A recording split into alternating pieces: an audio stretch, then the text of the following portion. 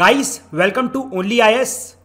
आपने Russia Ukraine war में पिछले कुछ दिनों में एक वर्ड को बहुत ज़्यादा सुना होगा, that is no fly zone. लगातार हमारे यूक्रेन के प्रेसिडेंट जेलेंस्की साहब अपील कर रहे हैं नाटो देशों से कि भाई प्लीज़ आप यूक्रेन के ऊपर नो फ्लाई जोन इंप्लीमेंट कर दीजिए, बट बार बार NATO is rejecting the call of implementing no fly zone over Ukraine. Okay, so आज की इस वीडियो में we will analyse the whole issue. इसके साथ ही साथ we will also discuss the diplomacy behind the issue. Fine, but before that I would like to tell you something about our Tejas 2 programme, जो कि 14 मार्च से चालू हो चुका है, जिसमें आपको मिलेंगे 250+ hours video lecture, 15 GS plus 4 CSET full length test, weekend doubt session, free CSET lectures, prelim study material, regular topic based test and many more. So if you want to join the course, please contact on these details. Fine. So now let's come back to the topic and try to understand what is a no-fly zone. देखिए, अगर मैं आपको non technical sense में या फिर आम बोलचाल की भाषा में बताऊं नो फ्लाई जोन का मतलब क्या होता है, तो it is simply banning the aircrafts over a particular region. जैसे एग्जाम्पल के तौर पे अगर मान लीजिए नाटो ने बोल दिया यूक्रेन के ऊपर कोई भी एयरक्राफ्ट नहीं उड़ सकता है, मतलब हम कंप्लीटली एयरक्राफ्ट का उड़ना यहां पर बैन कर रहे हैं, then that is called as no fly zone over Ukraine. ठीक है, बहुत ही सिंपल है और इसे नॉन टेक्निकली रहने दो। इतना टेक्निकल मत जाना कि ये वाला एरिया कवर होगा, ये वाला एरिया कवर होगा, that is not required for us. ठीक है, वी आर यूपीएससी एस्पिरेंट, हमारे लिए सिर्फ जनरल नॉलेज काफ़ी होती है। फाइन, अब देखिए, अब आप ये बोलेंगे कि सर चलिए नाटो ने बोल दिया यूक्रेन के ऊपर रशिया की फ्लाइट्स नहीं उड़ेंगी, एयरक्राफ्ट्स नहीं उड़ेंगे, तो रशिया इस बात को क्यों मान लेगा? रशिया इसलिए मानेगा जस्ट बिकॉज कि यहां पर जो नो फ्लाई जोन है ना, उसे मिलिटरीली इंप्लीमेंट किया जाता है। मतलब अगर धोखे से भी रशिया के प्लेन्स या एयरक्राफ्ट यूक्रेन के एयर स्पेस में आ गए, मतलब उसके ऊपर उड़ने लगे, तो यहां पर नाटो बाउंड होगा कि वो अपने एयरक्राफ्ट भेजें और रशिया के सारे एयरक्राफ्ट को डिस्ट्रॉय कर दे। तो आप समझ सकते हैं कि यहां पर this can lead to world war 3 also. मतलब भाई नाटो एंड रशिया आमने सामने, बिल्कुल like it's the worst thing can happen for whole of the world, not just for Russia and US but for whole of the world. इसलिए no fly zone को अभी तक हमारे नाटो ने हाँ नहीं बोली है। We will also discuss some of the reasons जिसकी वजह से नाटो नो फ्लाई जोन की तरफ नहीं बढ़ रहा है। बट उससे पहले you just give me a reason कि why Zelensky is so desperate to get the no fly zone. अभी तक तो जेलेंस्की साहब इतना नहीं बोल रहे थे, लाइक जब आपको याद होगा शुरू में युद्ध चालू हुआ था 10-12 दिन तक उन्होंने ऐसा कुछ भी नहीं बोला था, बट एकदम से like why is getting so much desperate. देखिए, उसका रीजन इज वेरी सिंपल कि जिस प्रकार से रशिया ने एक्सपेक्ट किया था ना कि वॉर विल गो लाइक कि हम तो लाइक 8 दिन में पूरा वॉर जीत लेंगे, वैसा नहीं हो रहा है। एक तो रशिया के ऊपर लगातार बहुत सारे सेंक्शंस लगते जा रहे हैं, war is getting too expensive for Russia, उनका तेल नहीं बिक पा रहा है, so Russian economy is getting too much hurt.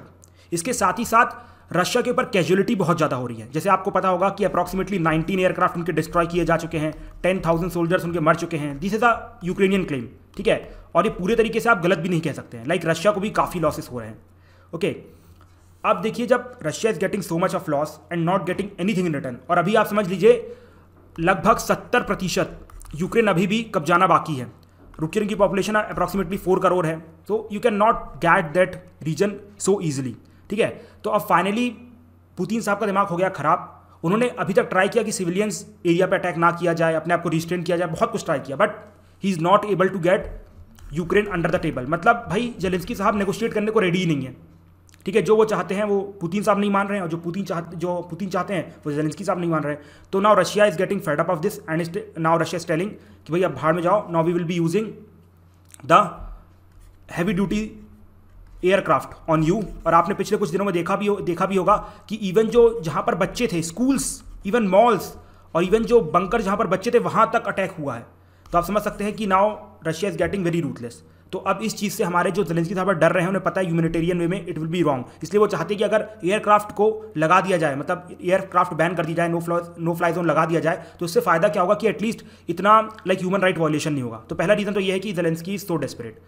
दूसरा इंपॉर्टेंट रीज़न ये है, you must have heard about that गीली मिट्टी, दलदल के बारे में सुना होगा ना, है ना।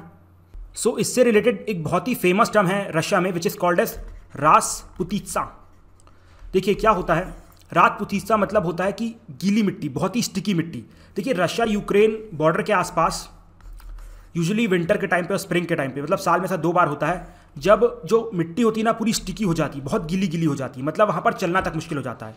और रशिया अभी थ्रू बैटल टैंक्स अटैक कर रहा था, ठीक है, अपने टैंक्स के थ्रू अटैक कर रहा था। अब ना उनके लाइक जो सोल्जर्स हैं उनकी मूवमेंट बहुत स्लो हो गई है, ठीक है, बैटल टैंक्स अच्छे से मूव नहीं कर पा रहे हैं, सोल्जर्स लोग को बैटल टैंक्स छोड़ छोड़ के आगे लाइक पैदल बढ़ना पड़ रहा है।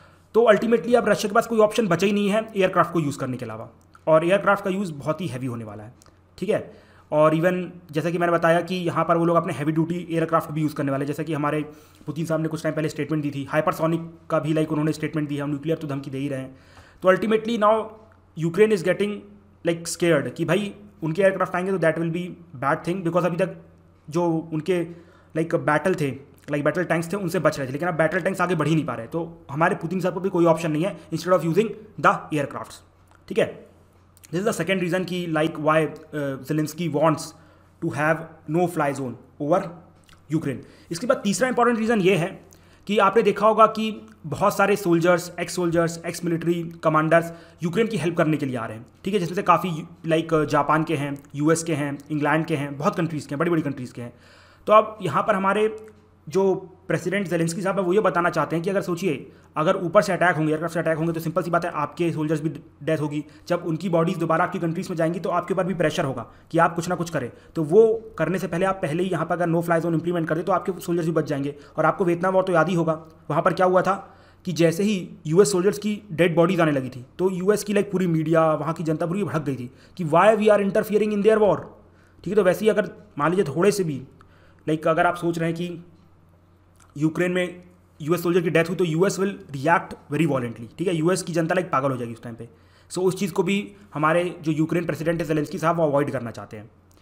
But the question is why NATO is not implementing no fly zone. देखिए सबसे पहला रीज़न ये है कि रशिया ने बिल्कुल, पुतिन साहब ने पहले ही बोल दिया है कि अगर नो फ्लाई जोन इंप्लीमेंट होता है और रशियन एयरक्राफ्ट शूट डाउन किए जाते हैं तो it will be a direct war against Russia, और Russia is very powerful, no one is ready to get into war with Russia, ठीक है, ये आप समझ लीजिए। और दूसरी इंपॉर्टेंट चीज़, रशिया के फॉरेन मिनिस्टर ने भी स्टेटमेंट दी है कि अगर कंबाइंड फोर्सेस रशिया के ऊपर अटैक करती है so we will not think even for a second before using our nuclear arsenal, हम न्यूक्लियर वॉर की तरफ बढ़ेंगे। और उन्होंने ये भी बताया कि world war 3 will be all about nuclear war, so step out from our domain, ठीक है, you don't try to get in our yard, it's simple. इसकी वजह से लाइक बाकी सारी कंट्रीज डरी हुई हैं और कोई भी लाइक ना ही नो फ्लाई जोन इंप्लीमेंट कर रहा है और ना ही अपनी आर्मी भेज पा रहा है। ओके, समझ में आया। चलिए इसके बाद एक और इंपॉर्टेंट चीज़ ये आती है, ये तो एक व्यू था कि हाँ मतलब रशिया डर नहीं रहा है, नो फ्लाई जोन पे भी वो अटैक कर सकता है और ultimately it can turn into world war 3। लेकिन भाई दूसरी तरफ एक्सपर्ट ये भी बोल रहे हैं कि ऐसा भी हो सकता है ना यार कि अगर आपने नो फ्लाई जोन इंप्लीमेंट करिए तो रशिया फिर आगे ही ना बढ़े, मतलब वो भी डर जाए कि नहीं यार बाकी लोगों से भी वॉर हो सकता है और न्यूक्लियर वॉर तो हमारे साथ भी हो सकता है, मतलब अल्टीमेटली हमारे ऊपर भी न्यूक्लियर आर्सेनल अटैक होगा, तो यहाँ पर रशिया डर सकता है। तो ऐसा क्यों नहीं सोच रहे आप लोग?